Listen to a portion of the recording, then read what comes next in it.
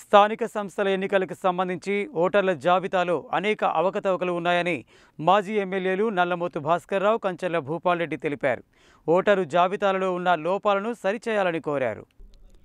Voter జాబితాలకు సంబంధించి జరిగిన అవకతవకలపై మాజీ ఎమ్మెల్యేలు నల్లమోతు భాస్కర్రావు, కంచర్ల భూపాల్రెడ్డిలు శుక్రవారం జిల్లా కలెక్టర్ ఇలా త్రిపాఠిని ఆమె కార్యాలయంలో కలిసి వినతిపత్రం సమర్పించారు.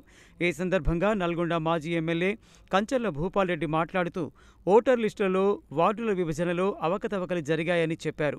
నల్గొండ మండలం రెడ్డి కాలనీ గ్రామ పంచాయతీ ఓటరు జాబితాలో ఆ గ్రామ జనాభా కంటే ఎక్కువగా ఓటర్లు నమోదు అయ్యాయని, చందనపల్లిలోని ఓటర్లు సుమారు 60, ఇతర గ్రామాలకు సంబంధించిన కొన్ని ఓటర్ జాబితాల్లో చేర్చబడ్డాయని తెలిపారు.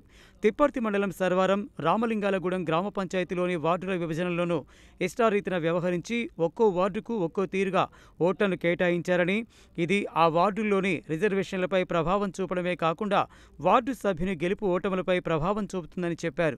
ఇలా నియోజకవర్గంలోని అనేక గ్రామాలలో ఈ విధమైన లోటుపాట్లు జరిగాయని, తక్షణమే ఓటర్ జాబితాలను పునఃసమీక్షించి అభ్యంతరాలకు తగిన అవకాశం, సమయం కేటాయించి పూర్తి విచారణ జరిపి కొత్త ఓటర్ లిస్టును ప్రకటించాలని కోరారు.